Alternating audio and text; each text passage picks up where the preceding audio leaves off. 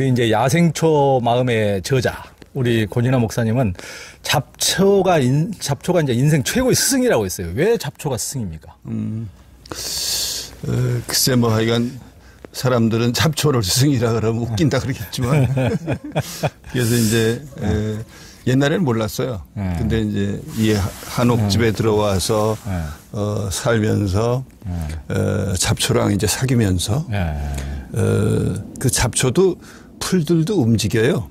가만히 있는 게 아니라 이동하거든요. 씨앗으로 날아가고 또 그 나비들하고도 교감하고 새들하고도 교감하고 그러면서 식물도 그 끊임없이 움직여서 내가 식물을 갖다가 고요한 순례자라 그랬는데 고요한 순례자라 그랬는데 근데 이제 그 잡초를 스승이라 그러는 첫 번째 이유는 잡초가 가지고 있는 강인한 생명력 때문에.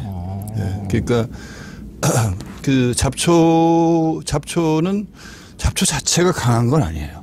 강한 건 아닌데 얘들이 이제 야생에서 살면서 야생에서 산다는 건 사람이 키우는 작물하고는 다르잖아요. 그렇죠. 그래서 사람이 키우는 작물은 약하거든요. 근데 야생에서 자라는 얘들은 강한데 그런 어떤 잡초가 가지고 있는 강인한 생명력. 그걸 내가 좀 배워야 되겠다. 그래서 잡초가 나에게 스승이고 또 하나는 그 톰킨스라고 하는 사람이 쓴 그 식물의 정신세계라는 책이 있어요. 거기 보면은 식물을 갖다가 영적인 충만감에 젖어 있다 이렇게 표현합니다. 톰킨스는. 그러니까 우리들은 영적인 것은 사람에게만 적용하는데 식물 역시도 영적인 충만감에 젖어 있다 이렇게 얘기해서 왜 사람이 식물하고 같이 있으면 편한가? 그 편한 까닭은 뭔가 하면 영적인 충만감에 젖어 있는 식물의 심미적인 진동이 사람에게 닿기 때문에 그런 심미적인 진동이 영향을 미쳐서 이를테면 이 숲속이나 이렇게 식물과 더불어 풀밭이나 이런 데 가까이 있으면 편한 거죠. 그러니까 영적인 충만감이라고 하는 점에서는 사람은 그런 영적인 충만감에 사는 사람은 1억 명에 1명 정도 될까? 뭐 예수 같은 분이나 붓다 같은 분이나 그런 늘 영적인 충만감에 젖어 있을 텐데 이제 그것도 이제 그래서 이제 그게 그런 의미에서 식물은 내가 스승 삼아도 좋겠다. 그리고 또 하나는 식물은 자기를 아낌없이 내줍니다. 뭐 아낌없이 주는 나무라는 게 있지만은 나무뿐만 아니라 이렇게 저 땅바닥에 기어다니는 질경이나 토끼풀이나 이런 풀들도 자기를 아낌없이 내어준다는 거죠. 근데 이제 아낌없이 주려면은 자기 안에 뭐가 있어야 돼요. 아무것도 없는 놈이 뭘 줄 수는 없어요. 우리 사람도 마찬가지잖아요. 내가 누구에게 뭘 준다 그랬을 때 물질이 아니더라도 내 안에 그러니까 물질을 준다고 하더라도 물질 많은 놈이 뭘 주는 건 아니에요. 자기 안에 주고 싶은 마음이 끌어올라야 줄 수 있는 거지. 그래서 그 내어주는 그런 어떤 식물이 갖고 있는 그런 어떤 내적인 힘 이런 것들은 우리가 참 아까 톰킨스가 얘기한 대로 영적인 충만감에 젖어 있는 식물이기 때문에 그럴 수 있다. 뭐 이런 얘기하면 사람들은 웃을 거야. 아니, 우리 이제 권진아 목사님은 이제 잡초에서 예수를 본다고 했어요. 어떻게 보십니까? 그러니까 저는 풀들은 인간보다 더 진화된 존재라고 생각해요. 인간보다 더 진화된 존재라고 생각하고 그래서 이제 인디언들은 어느 집에 아픈 사람이 있으면 그 아픈 사람이 있는 집으로 약초 씨앗을 날려보낸다고 믿었어요. 근데 저는 저 스스로도 이 집에서 체험을 했거든요. 그러니까 이 집이 이제 저 뒷안에서 물이 나가지고 샘이 나요. 샘이 나서 집 둘레를 또랑을 이렇게 파놨는데 돌아가면서 또랑이 있잖아요. 또랑을 파놨는데 그러니까 좀 습해요, 여러분. 그러니까 습하니까 이제 집사람도 그렇고 저도 그렇고 무릎이 안 좋아져요. 근데 이제 그 습한 곳에서 생긴 병을 치유할 약은 또 습한 곳에서 난다는 걸 우리가 깨달았어요. 슬자 들어가는 슬. 네, 맞아. 무릎슬. 어느 날 풀씨가 날아와가지고 쥐라니며 뒷마당에 나온 거예요. 우슬이라고. 우슬. 그게 이제 우리말로 하면은 쇠 무릎이거든. 그러니까 그 마디가 쇠 무릎처럼 생겼다 그래서 쇠 무릎인데 그 우슬이 이제 이 무릎병을 치료하는 약이거든요. 그게 참 신비로워. 그러니까 아까 갈 때도 얘기했지만 어쨌든 이제 물이 많이 나는 곳에서 생긴 병. 그것의 약초는 물이 많은 곳에서 자란다라고 하는 거. 이건 이제 저희가 스스로 깨달은 거예요. 책에서 읽은 게 아니라. 그리고 이제 자연은 다 문제가 있으면 다 보완을 해주는. 그렇죠. 그러니까 그게 완벽한 존재이기 때문에 그런 것 같아요. 그러니까 사실은 대자연은 완벽한 것 같아요. 완벽한 것 같아. 근데 거기 이제 인간이 끼어들어서 문제인데. 그래서 요즘 이제 코로나 때문에 난리지만 나는 이것은 지구가 그 자기를 정화하기 위해서 하는 일이라고 생각해요. 그래서 나는 이 코로나를 원수처럼 여기지 않습니다. 다 필요해서 하는 일이다. 그래서 내가 신부 이름이 생각이 안 나는데 지구에 관한 책을 쓴 양반은 이제 그 과학자이기도 한데 이 양반이 뭐라 그랬는가 하면 지구는 창조적 자발성을 가지고 있다. 이 자발성이라는 말은 스스로 알아서 한다는 말이거든요. 자발적으로 한다는 거. 근데 이제 앞에 창조적이 붙었어. 창조적 자발성.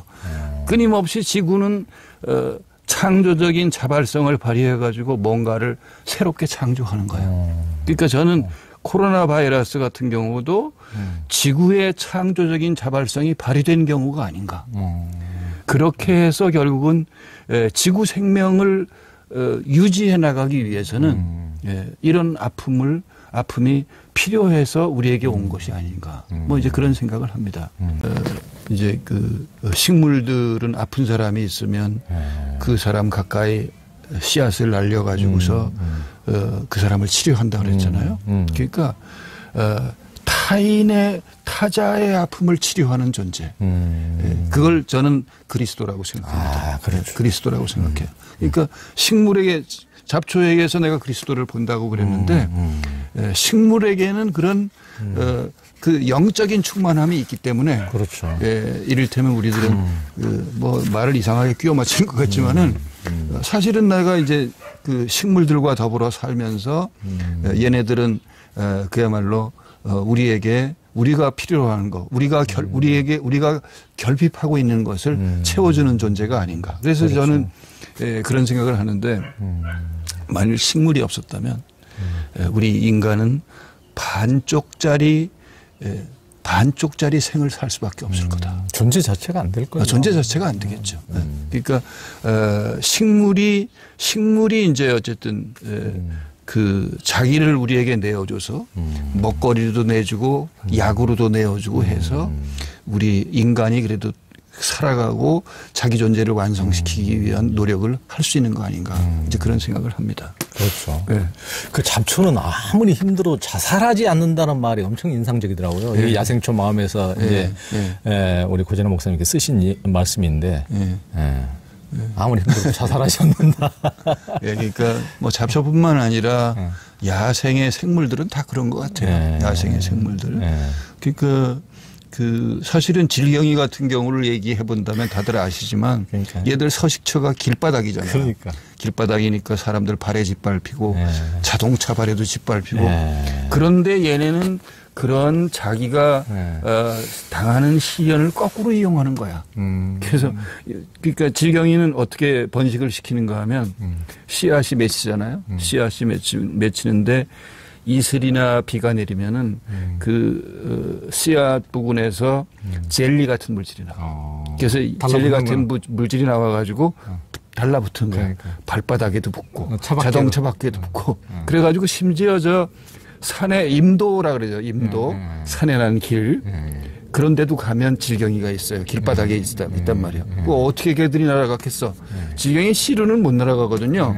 네. 그러니까 자동차 바퀴에 붙어서 간 거지. 사람 발바닥에 붙어서 간 거지. 그러니까 이제 그런 걸 보면서 그 질경이는 자기가 아무리 힘들어도 자기 그 생을 끊임없이 영위해 나가는 내적인 힘을 가지고 있는 거죠. 그리고 이제 또 하나 제가 생각나는 거는 여기 원주에서 이제 원주에 가면 원주의 저쪽에 매지리 쪽에 가면 토지문화관도 있지만은 연세대 캠퍼스가 있어요.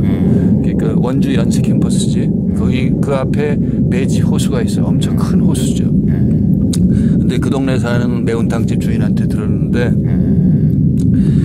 어느 겨울날에 그러니까 초겨울인데 이제 그 연못에 그 얼음이 잡히기 시작하는데 한밤중에 뭔가 쿵쿵 소리가 나더래요. 그래서 이제 이 사람이 소리가 계속 나가지고 신기해서 나가봤대. 후레쉬를 들고 나가봤더니 그 호수 가에 하늘에서 시커먼 게 뭐가 떨어지더래. 마치 폭탄이 떨어지더래. 그래서 자세히 보니까 새들이 되는 거야. 새들이? 청둥오리.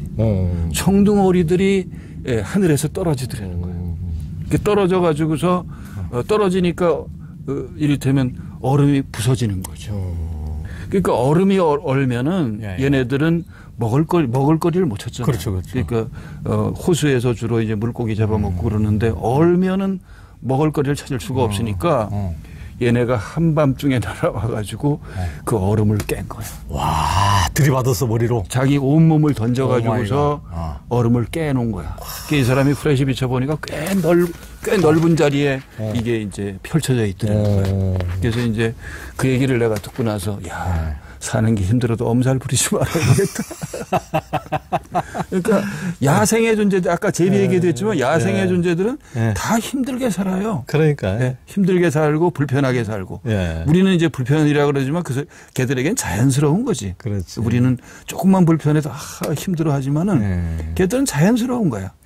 그러니까 이런 힘을 우리들은 이제 대자연에서 배우면 훨씬 더 우리가 이제 우리 앞에 시련이나 역경이 다가와도 그것을 극복하는 힘이 생기지 않겠나. 현대인들은 너무 이제 바쁘게 이제 살아가서 이제 고 목사님이 이제 시 읽어주는 예술한 책에서 들려준 아프리카 탐험가의 이야기가 참 울림을 주는데 그 얘기 이제 남자가 이제 정글에서 여정을 서두르고 있었는데 이제 그에게는 짐꾼 서너 명이 이제 함께 걷고 있었는데 아프리카 이제 토박이들은 그들은 이제 사흘 동안 쉬지 않고 걸어가서 사흘째 되는 날 이 토박이들은 털썩 주저앉아서 움직이려 이제 하지 않았고 그 남자는 아프리카인들에게 서둘러라 빨리 이렇게 막 설득을 했지만 아무도 이제 움직이려 하지 않으니까 그렇게 다그치니까 그들 중 한 명 아프리카 사람이 대답하기를 우리는 이곳까지 너무 빨리 달려왔습니다. 이제 우리 영혼이 우리를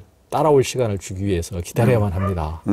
했다는데 이렇게 현대인들은 바쁘게 참 살고 저도 너무 바쁘게 삽니다. 다들 현대인들은 먹고 사니지 어떻게 매몰돼서 바쁘게 사는 삶의 어떤 문제는 뭘까요? 저는 이제 그 얘기가 시사해 주는 바가 많다고 생각하는데 이제 다들 잘 아시지만 월든을 쓴 소로우 소로우에 제가 오늘날 일기를 읽다가 보니까 재미있는 얘기가 나와요. 하루 종일 무슨 가문비 나무와 호두나무 사이에서 그 나뭇잎 바삭거리는 소리를 들으면서 하루 온종일을 보냈다는 거야. 의자를 놓고 앉아서. 그리고 이제 매일같이 일기를 쓰는데 그날 밤에는 일기를 쓰면서 뭐라고 썼는가 하면 오늘은 기록할 것이 하나도 없다. 그러니까 그걸 보면서 우리들은 기록할 것이 더러 없는 삶을 살아야 되지 않겠나. 그리고 이제 그런데 그 다음 구절이 기가 막혀요. 소로우의 다음 구절이 그렇게 지낸 날은 마치 내 영혼이 옥수수 때가 자라듯 쑥쑥 자라났다. 그거 읽고 제가 굉장히 감동했잖아요. 그래서 우리들은 뭔가 맨날 일을 만들어서 일이 써야 된다고 생각하고 일기장에 써야 할 것이 있다고 생각하는데 소로우는 써야 할 것이 없는 그날이야말로 자기가 정말 참으로 사는 날이었다. 이렇게 생각한 것이 아닌가 그런 생각을 해요. 제가 좋아하는 기독교 수도승 가운데는 마이스터 에카르트가 있는데 에카르트가 이제 그런 얘기를 합니다. 하나님은 안식 외에는 거들떠 보지도 않는다. 안식 외에는 거들떠 보지도 않는다. 그러니까 이제 사람들이 이를테면 무슨 교회에 와가지고 예배당에 앉아서 찬송을 부르고 그리고 또 열심을 하는 사람들은 철야를 하고 뭐 그러잖아요. 그런데 하나님은 그런 거보다 그런 일을 하는 사람들의 그 마음의 안식을 누리는 걸 더 중요하게 여긴다. 그러니까 그런 안식을 누리는 사람 속에 하나님은 보금자리를 드신다는 거죠. 그러니까 이제 어쨌든 아까 그 숲속으로 달리던 그 사람의 얘기를 했지만은 자기 영혼이 따라와 줄 때를 기다려야 된다. 그런 얘기를 했는데 이제 사실은 많은 사람들이 그런 모습으로 살아가죠. 살아가는데 어쨌든 이런 그야말로 이런 속도와 전쟁을 벌이잖아요. 사람들이 속도와 전쟁을 벌이는데 이것은 결국은 이 속도를 우리가 따라가려고 하다 보면 결국은 마치 멈추지 않는 열차처럼 그렇게 우리 삶이 우리의 영혼이 파괴되고 훼손될 수도 있다. 저는 이제 그렇게 생각합니다. 그러니까 하느님도 그 안식을 누리지 못한 사람들 때문에 너무 피곤하셔서 아마 교회에 전부 다 사람들이 와서 하나님을 들들 볶잖아요. 이것 좀 해줘, 저것 좀 해줘, 왜 안 해줘, 왜 안 해줘요, 빨리 좀 해줘, 왜 저를 그런 데 내버려두세요, 그냥 빨리. 들들 볶으니까 마이스터 에카르트 입을 통해서. 그래서 이제 저는 그 행복에 관해서 그렇게 생각하는데 우리들은 자꾸 행복을 찾잖아요. 그래서 내가 뭘 하면 행복하겠다. 그래서 뭐 돈을 쫓기도 하고 뭐 또 다른 거를 여성을 쫓기도 하고 뭐 다른 걸 쫓기도 하는데 사실은 그렇게 해가지고는 평생 행복을 나는 찾을 수 없다고 생각합니다. 자기가 지금 있는 자리에서 나 자신의 모습을 잘 돌아보면 충분히 행복할 수 있는데 그것만 잘 보면 근데 이제 행복을 자꾸 찾아다닌단 말이죠. 찾을 필요가 없어. 그냥 내가 있는 자리를 잘 보기만 해도 그러니까 내가 있는 자리를 잘 볼 만한 평온한 마음자리를 유지하기만 해도 이미 행복한데. 그래서 이제 그 안식을 누리지 못하는 마음은 끊임없이 행복을 찾아 헤매기 때문이지.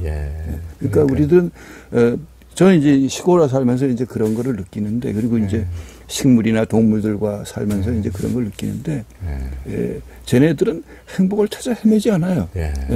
뭐 고양이나 개들도 봐도 그냥 지가 있는 자리에서 그 목줄이나 돌아 이렇게 풀러주면 아주 행복해하거든. 그러니까 개가 먹이를 주는 사람보다 목줄 풀러주는 사람을 더 좋아한답니다. 자유를 더 좋아하는 거죠. 그렇지. 그러니까 이제 개나 고양이나 이런 동물들을 보아도 그렇게 자기가 있는 자리를 냉철하게 그리고 명민하게 볼 수만 있다면 우리들은 굳이 행복을 다른 데 찾지 않아도 된다. 그러니까 우리 고진환 목사님은 어머니로부터 강원도 영월 산골에서 밭일을 배웠다고 했는데 또 이제 어머니가 늘 정성스레 닦던 장독대를 어머니 성소라고 했어요. 어머니 성소. 그러니까 우리는 뭐 성소가 항상 뭐 엄청난 뭐 교회라든가 어떤 뭐 누가 순교당한 곳이라든가 늘 이런 생각만 보통 하게 되는데 그것이 아니고 이것이야말로 진짜 성소다. 그러니까 이제 그 어머님 뭐 이제 몇 년 전에 돌아가셨습니다만 99세를 얘기로 돌아가셨는데 그 어머니 살아계실 때 제가 저 강릉에서 살 때인데 이따금씩 이제 나와서 장독대를 하얀 수건으로 이렇게 닦으셨어요.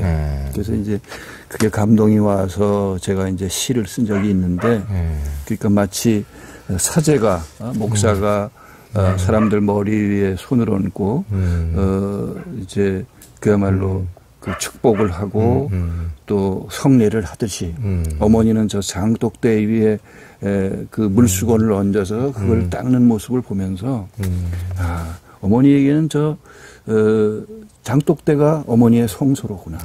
그래서 누가 어머니 이상으로 저 장독대를 성스럽게 만들 수 있을까. 이제 그런 생각을 합니다. 하고 제가 이제 지금 은퇴했습니다만은 교회 나갈 때 올 봄에도 이제 제 후배가 와가지고 제 그 뒤를 이어서 제가 하던 교회를 했는데 주일마다 나갔어요. 나갔는데 이제 뭐 코로나 때문에 한 달에 한 번도 못 모였죠. 이제 코로나 때문에 못 모이니까 봄에 이제 제 집사람하고 들판에 나가서 이제 예배당 가는 대신에 들판에 나가서 쭈그리고 앉아서 냉이며 쓴박이며 이런 걸 뜯는데 그날은 이런 생각이 들더라고요. 야, 그래 내가 있는 이 자리가 하나님을 만나는 자리다. 그러니까 굳이 하나님이 어디 저 예배당에 더 많이 계시고 들판에 덜 계시겠는가. 이제 그런 생각이 들면서 저는 이 코로나 바이러스 팬데믹이 와서 한 중요한 일 가운데 하나는 소위 신자들, 종교인들의 삶을 종교인들의 그 일상 속에서 그들이 신을 만나도록 해줬다는 거는 참 팬데믹이 잘한 거다.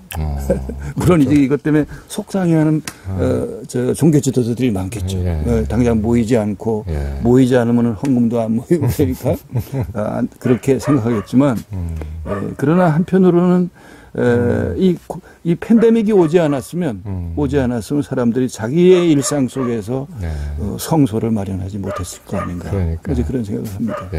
그렇죠. 정말 일상이야말로 가장 그 소중한 장소, 일상에서 다 잃어버리고 그러니까 일상과 뭐 주일과 평일의 삶이 이분화된 게 제일 큰 문제죠. 그렇죠. 그러니까 평상시의 삶에서 어떤 예수 그리스도의 삶을 따르고 이런 것이 진짜 크리스찬이지. 일요일만 크리스찬이고 평일은 다르고 교회에서만 크리스찬이고 교회 밖에 나가면은 그걸 잃어버리는 것이 어떻게 보면은 가장 큰 문제겠죠. 이제 고진아 목사님은 인도를 순례하고 또 신들의 나라 인간의 땅이라는 책까지 내셨는데 기독교와 인도는 이제 상당히 거리가 먼 것도 같은데 이제 목사님이 인도에 빠지신 이유는 뭡니까? 그게 지금 한참 됐어요. 인도 못 간 지도 지금 한 7, 8년 됐는데 제가 한 10번 정도 인도 여행을 했죠. 그리고 그 이제 또 지금 이제 이번에 저 야생초 마음 같이 낸 딸이 그림 그린 딸이 인도 유학을 했기 때문에 더 많이 가게 됐죠. 산티니케탄 타고르가 설립한 대학에서 타고르가 세운 대학에 비스와 바라티 대학에 딸이 다녔죠. 그래서 걔 때문에 더 많이 갔는데 그 이후에 가게 된 것은 이제 우파니샤드 기행을 써달라고 하는 출판사 요청 때문에 출판사에서 뭐 경비도 마련해주고 그래서 한 2번 또 여행을 했고. 근데 이제 그 인도를 자주 간 이유는 인도 시골의 야생의 삶이 좋아서. 인도 가면은 소, 돼지, 닭, 염소 얘네들 그냥 어슬렁거리고 돌아다니잖아요. 그렇지. 거기 가보면 내 어린이 시절이 생각나는 거야. 그래서 그런 야생의 삶을 인도에서 볼 수 있기 때문에 자주 갔고, 그리고 이제 인도를 여행한 후에 우파니샤드 기행이라는 책을 썼는데 신들의 나라 인간의 땅이라는 책을 썼는데 그 책은 이제 이를테면 출판사의 요청은 이 책을 읽으면 우파니샤드 인도의 고전인 우파니샤드에 입문하게 해달라. 그래가지고 공들여 쓴 거죠.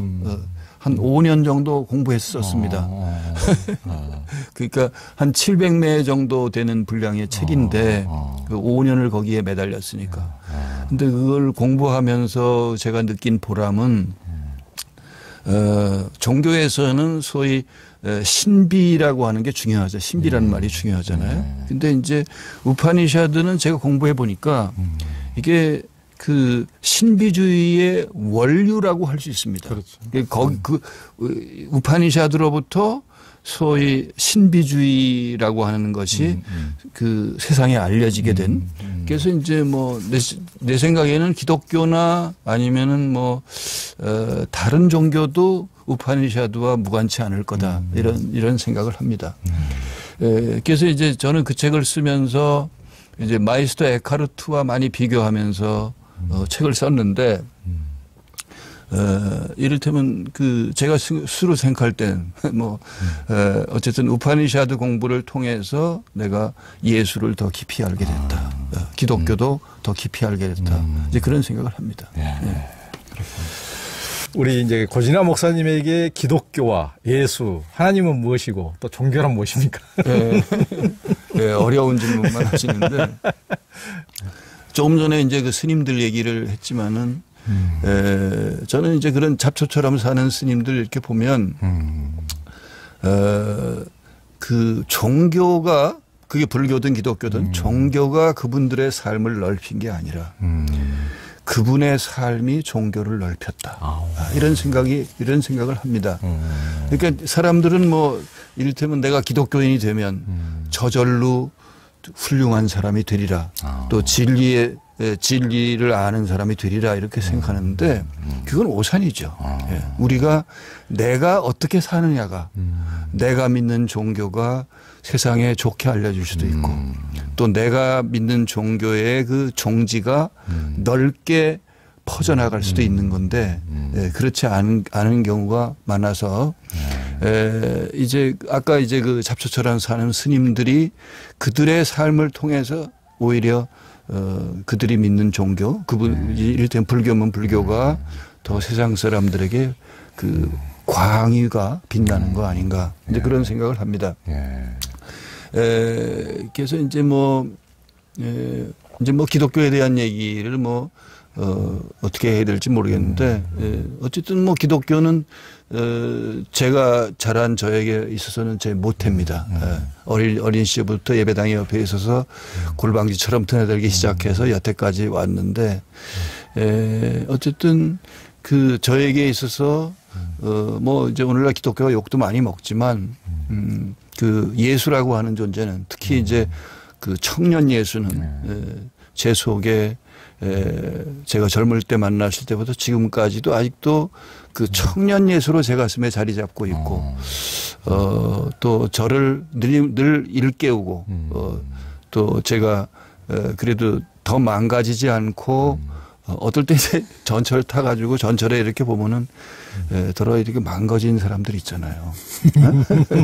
그래서 구걸에 있다고 망가지는 게 아니라 정말 망가진 사람들이 있더라고요. 근데 내가 그 사람들 이렇게 보면서 야 나도 어떻게 잘못 살았으면 저렇게 망가질 수 있었는데 근데 이제 내 가족과 친구들과 또 하나님이 이렇게 나를 잘 인도하셔서 내가 이렇게 좀 덜 망가진 인간으로 살아가니까 다행이다. 이제 그런 생각을 하고 이제 기독교가 오늘날 욕을 많이 먹지만은 저는 이제 그런 어떤 제도로서의 종교인 기독교보다는 그 성서에 나타난 예수의 가르침 그리고 그 가르침이 제 안에서 조금씩 이제 그 싹이 터서 그 꽃을 피우고 열매를 맺어가는 그런 어떤 과정 그 과정을 제가 이제 살면서 경험했기 때문에 그래서 이제 그 가르침과 또 오늘날 제가 이 대자연이라고 하는 이 위대한 경전을 통해서 배우는 것과 그렇게 상충되지 않고 오히려 내가 예수를 통해서 배우는 가르침이 지금은 이제 제가 옛날에 조현 기자가 산전수전 이런 말을 나한테 가르쳐줬던가요? 그래서 내가 지금도 이제 가끔씩 써먹는데 전할 때 경전할 때 전자입니다. 산을 경전 삼고 물을 경전 삼아서 살아가는데 예수가 좋은 내 인생의 다리가 되어줬다. 이제 그런 생각을 합니다. 그러네요. 그러니까 이 불편당을 좋은 이 자연과 불편한 집을 성소로 삼아서 이렇게 그 흔한 것이 귀한 것이다. 이 전부 다 이것이 어떻게 보면은 성경 규절보다도 훨씬 더 와 닿아요. 왜냐하면 삶을 통해서 이렇게 다 예수의 삶이 흘러야지 그런 전혀 삶을 통해서 육화되지 못하고 그냥 계속 하나도 실행도 못하고 욕심만 그득 차고 전부 다 이렇게 하면서 예수 믿어야 천국 갑니다 이렇게 목소리 높여봐야 아무런 감동이 없잖아요. 그게 본인이 다 천국에서 안 사는 것 같은데 목소리 욕망 속에서 그렇게 또 아집과 편견 속에서 그런 것을 목소리 높인다 그래서 사람들에게 참 감동을 못 주는데 이런 자연 속에서 삶이 훨씬 더 제가 보기에는 성경적인 삶인 것 같고, 당연히 뭐 하나님 예수님이 기뻐하시는 이런 삶이라고 생각을 합니다. 또 이제 고 목사님은 그 시에서도 보면은 지금 남은 자들의 골짜기엔 시집이 다 프란체스코의 새들, 야생의 이로 이런 시집들이 제목에서도 대부분 다 자연이 담겨 있어요. 이제 고시인님은 주로 언제 시를 쓰고 어떤 마음으로 시를 씁니까? 그리고 자신의 시 가운데 가장 좋은 시는 가장 좋아하는 시는 뭡니까? 아까 조금 전에 이제 그 육화라는 말을 사용하셨지만, 그래서 제가 제 인생에서 대학 시절에 제가 문학을 만났거든요. 이게 그 어린이 시절에는 문학책이 우리 집에 하나도 없었어요. 그러니까 시집 한 권, 소설집 한 권, 고등학교 때 졸업할 때까지 없었어요. 그러니까 우리 어머니 아버지가 다 초등학교도 못 가는 분들이니까 그런 형편에서 제가 이제 대학 시절에 그 문학을 만나게 돼서 이제 결국 이제 한 10년 공부해가지고 겨우 시인이 됐지만은 아까 육화라는 말 하셨는데 그래서 이제 저는 이 육화라고 하는 말을 지금 이제 조 고사님이 육화 사용하실 때는 이제 관념에 사로잡혀서 사는 삶이어서는 안 된다. 육화돼야 된다. 그런 건데 육화라는 말이 이제 저에게 절실해진 거는 그 문학을 공부하고부터입니다. 그래서 이제 문학이라고 하는 건 결국은 관념을 육화시켜야 되는 거거든요. 육화시켜야 되는 거거든요. 그러니까 내가 뭐 사랑을 얘기한다 그러면은 그 사랑을 내 삶의 언어를 그걸 풀어내야 되거든요. 그런 점에서 저는 이제 문학을 만나고 굉장히 고맙게 생각하는데 일단 저는 이제 이를테면 시쓰기는 종교적인 수행과 비슷하다고 생각합니다. 왜냐하면 시를 쓰려고 해도 마치 수행자들이 그렇듯이 늘 깨어 있어야 쓸 수 있습니다. 깨어 있어야 사물이 새롭게 보일 수 있거든요. 그래서 늘 깨어 있으려고 나는 수행자는 아니지만 수행자로서 모자라는 점이 많지만은 깨어 있으려고 늘 애쓴다는 점에서는 제가 문학을 하게 된 걸 굉장히 고맙게 생각합니다. 그리고 이제 또 하나, 저는 어쨌든 저에게 있어 종교와 문학은 마치 샴 쌍둥이와도 같이 제 인생에 이제 달싹이 이제 붙어 있는 그런 건데,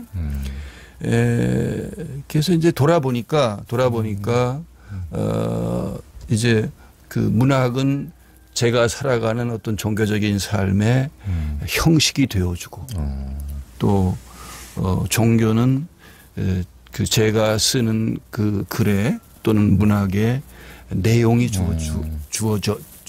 되어 주었다. 이런 생각을 합니다.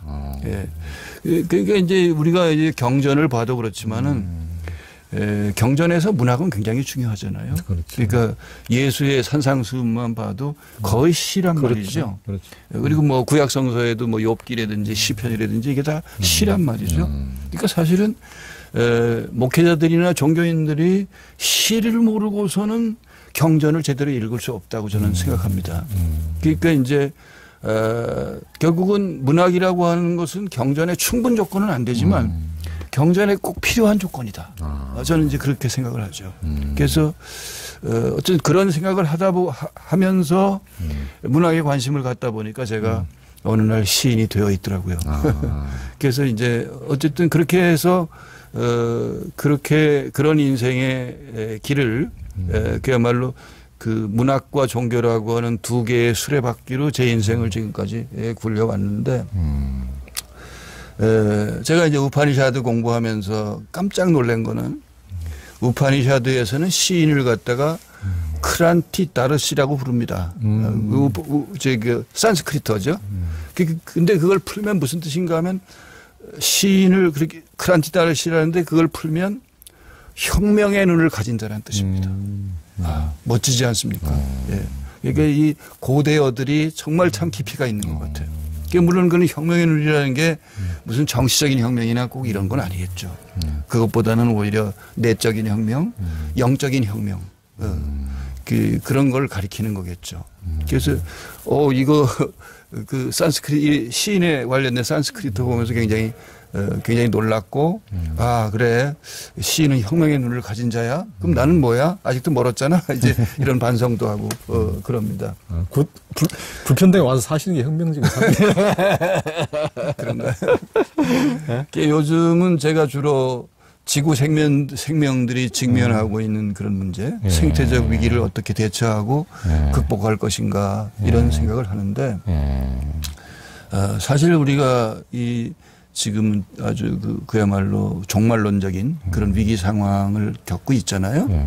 그러니까 이게 단지 어떤 묵시적 종말이 아니라 이제 실제적 종말로 우리에게 다가오는 느낌 같은 게 그렇죠. 있단 말이죠. 예. 그러니까 이제 제가 이제 얼마 전에 시 쓰면서도 그런 시를 썼습니다마는 사실은 문학도 지구 위의 한 형식이에요. 근데 만약 지구가 만일 잘못되면 지구가 그야말로 생태적 위기로 식물들이 사라지고 또 동물들이 사라지고 이렇게 되면은 문학도 뭐 아무 이유가 없는 거죠. 종교도 마찬가지입니다. 저는 종교도 지구 위의 한 형식이라고 봐요. 그러니까 지구가 종교가 생긴 지 뭐 이제 뭐 아직 1만 년도 안 됐는데 지구가 만일 수십억 년 된 지구가 지구가 사라지고 지구 생명들이 사라진다 그러면은 문학도 종교도 아무것도 아니란 말이죠. 그래서 이제 그런 생각을 했고 그래서 이제 최근 시에 제가 이제 생태적 위기 관련 시들이 많고 또 야생의 회복 이런 것들을 하는 시들이 많습니다. 굳이 시를 하나 읽으시라 그러니까 제가 이제 야생의 위로라고 하는 시집을 작년에 냈는데 거기 시 한 편 제가 읽어드리겠습니다. 제가 목이 탁한데 조고사님이 좀 읽어주세요. 표절 충동. 베끼고 싶은 시인의 시들은 이미 낡았구나. 베끼고 싶은 가인의 노래는 이승의 리듬이 아니구나. 베끼고 싶은 성자의 삶은 시신 썩는 냄새가 진동을 하는구나. 표절 충동은 창조자의 나를 언제나 슬프게 하지만 꽃의 꿀을 따먹으면서도 꽃에 이로움을 주는 나비나 꿀벌의 삶은 베끼고 싶거니 이런 생물들의 꽃자리가 되어지는 대지의 사랑은 베끼고 싶거니. 아주 좋습니다. 이 자연 대자연 대자연이 그대로 대자연만한 시가 없기 때문에 세상에 그야말로 대자연을 잘 드러내주는 창구로서는 이 불편당만한 곳이 없고 또 우리 고시님이 또 불편당에 사는 또 우리 무욕의 고시님이 대자연을 표현하기는 아주 좋다고 느껴집니다. 그러니까 이제 고진아 목사님께서 살아오면서 삶에서 가장 영향을 준 분은 누구고 가장 존경하는 분은 누굽니까? 제가 예수님 빼고. 예수님만 얘기하려고 그랬는데. 제가 이제 그 대학 시절에 만난 스승은 지금 돌아가셨습니다만 변선환 그렇죠. 선생님입니다. 이분은 이제 그 한국 사회, 한국 종교에 많은 파문을 일으키셨죠. 그렇죠. 그러니까 이제 타종교와의 대화를 주장하셨다. 이분이 이제 그 박사학위 논문을 이제 그 선불교와 연결해 가지고 기독교 연결해 쓰셨어요. 그래서 이제 그거 쓰신 이후에 논문 발표하시고 뭐 강연도 하시고 그러면서 칼 라너라고 하는 사람 그 캐톨릭 그 신학자 얘기도 하고 그러면서 종교와의 대화가 필요하다. 뭐 이제 이런 얘기 하셨는데 결국은 파문당하셨죠. 목사로도 쫓겨나고 총장도 쫓겨나고 그렇게 쫓겨나셨죠. 그러고서 김홍도 목사 등이 주동이 돼서 제가 이제 재판을 당했죠. 이분을 통해서 배운 것은 어쨌든 이 종교 간의 대화가 필요하다. 그래서 저도 이제 신학 갈 때는 기독교 울타리 안에 있었는데 이 울타리를 훌쩍 뛰어넘을 수 있는 어떤 그 안목을 제공해 주신 것은 선생님이기 때문에 저에게는 이제 소중하신 분이고 또 하나 말씀드릴 것은 이분이 이제 제가 대학교 4학년 때 이분 강의를 처음 들었어요. 근데 그 당시에 뭐 도스토옙스키며 뭐 카프카며 사르트르며 어쨌든 이 문학으로 실존주의를 표현한 그런 작가들의 얘기를 많이 하셨는데 어느 날 그러시는 거예요. 저를 보더니 야 미국엔 가면 말이야. 미국에 가면 말이야. 시적 신학이라는 것도 있어. 그러니까 포에트리 데올로지. 내 발음이 좀 안 좋지만.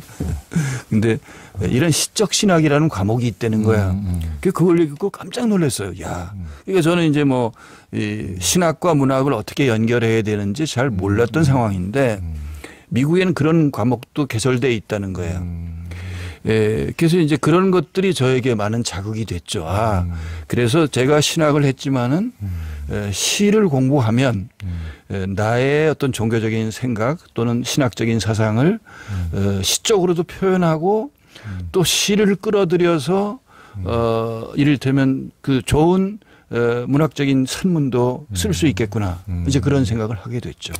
그래서 어쨌든 이번 돌아가시고서 제가 많이 슬퍼했어요. 예. 그래서 지금도 이제 이따금씩 생각나는데 제가 가끔씩 이 돌담을 타서 넘어옵니다. 넘어오는데 그러니까 집사람이 어느 날 대문을 걸고 간 거예요. 내가 오니까 대문이 걸려 있어요. 이 돌담을 도둑놈처럼 우리 집 돌담을 도둑놈처럼 타 넘어오는데 그때 이제 제가 그래 나는 돌담을 넘는 사람이지 종교 간의 경계의 돌담을 넘는 사람이야. 오늘 혼자 그렇게 생각하면서 시를 쓴 적도 있습니다. 예. 그러니까. 그리고 제가 존경하는 또 한 분의 스승은 원주 출신의 무의당 장일수 선생님입니다. 예. 뭐 좁쌀하나리라는 후도 있고 뭐 여러 가지 후를 가지고 계십니다만은 무의당 선생을 제가 만난 거는 제가 시인으로 데뷔하기 전에 제가 이제 그 당시에 어떤 정치적인 그 위기 저한테는 그 정신적인 어떤 위기였는데 제가 기독교 사상을 그 편집하고 있다가 보안법에 걸릴 만한 내용을 내가 수록해서 그래서 그때 이제 강제 해직당했어요. 그래서 이제 고향에 낙향하고 있을 때 선배의 소개로 이제 장일 선생님을 원주에서 만났는데 그분이 이제 대뜸 그날 그러시는 거예요. 어느 식당으로 가가지고 밥 사주시고 그러면서 얘기를 하시다가 이 양반 얘기할 때는 엉덩이를 들썩들썩 하면서 얘기하는데 저를 보고 그러시는 거예요. 이 사람아. 하나님이 저 예배당 꼭대기에만 계신 게 아니야. 저보고서 자네가 하나님이야, 자네가 하나님. 근데 이제 이런 얘기를 제가 동학 공부나 뭐 이런 걸 통해서 저도 알고는 있었지만 직접 선생님이 저를 손가락질 하시면서 직접 육성으로 말씀하시니까 그게 저한테는 큰 충격으로 다가왔죠. 그래서 어쨌든 그분을 통해서 이제 노자도 읽게 되고 그다음에 이제 그분이 사상적으로 많이 의존하셨던 해월 최시영의 사상도 공부하게 됐고 그리고 무엇보다도 그분은 단지 이렇게 사실 당신 손으로 쓴 글은 한 편도 없거든요. 다 무슨 인터뷰고 또 남이 대신 써준 거지. 그러니까 예수가 글 쓰지 않으셨듯이 장 선생님 그런 분이거든요. 근데 이제 중요한 거는 그분이 그런 것을 이제 머리로만 말씀하신 게 아니고 그냥 머리에서 나오는 생각으로 말씀하신 게 아니라 당신 몸소 그렇게 삶을 사셨다는 거. 그래서 뭐 지금 이제 한살림 운동 같은 경우도 선생님이 하시고 그랬는데 그런 것들이 저에게 자극이 돼서 오늘날 제가 이렇게 잡초랑도 친해지게 되지 않았나 그런 생각을 합니다. 참 삶에서 참 좋으신 스승들을 만났네요. 연선한 장일순 두 분은 저도 참 좋아하시는 분들이고 이제 60대 중반 70 가까이 이제 되시고 하면서 이제 늙어감에 대해서도 생각을 하실 텐데 이제 늙음과 죽음에 대해서 어떤 생각이 드십니까? 그 굉장히 어려운 질문인데 근데 이제 뭐 늙음은 받아들이게 되더라고요. 그러니까 여기저기 조금씩 아파지잖아요. 몸이 약해지고 그래서 이제 오래 앉아 있으면 허리가 아프다든지 뭐 이렇게 조금 아파지는데 그냥 되도록이면 받아들이려고 그럽니다. 안 받아들이면 더 아프더라고. 그러니까 편하게 내가 받아들이면은 어떨 때는 아픈데도 안 아파지더라고. 예. 그래서 좀 받아들이려고 늙으면 좀 받아들이려고 노력하고 제가 여기 불편당에 와 살면서 이제 죽음을 많이 봤어요. 내가 많이 묻기도 하고. 그래서 뭐 우리 어머니도 이제 뭐 제가 어쨌든 마지막 가는 길을 모셨지만은 이 집에 와서 특히 동물들을 많이 묻었어요. 제가 10년 동안 키우던 우리 집에 삽살이가 있었는데 걔가 한 10년 살다가 어느 날 죽었어요. 그러니까. 그래서 저도 계속 봤는데. 그래서 걔도 제가 묻어주고 고양이는 내가 묻은 고양이가 한 10몇 년 동안 한 3, 40마리는 될 거예요. 그러니까 우리는 고양이를 이제 키우는 건 아니고 야생 고양이들이 우리 집 터가 좋은지 이제 맨날 들어와서 똥 싸고 그리고 이제 또 새끼 가져가지고 오면은 불쌍하다고 집사람이 또 먹이 사다 주고 그러니까 길고양이들이 많이 드나들죠. 근데 그렇게 해서 태어나서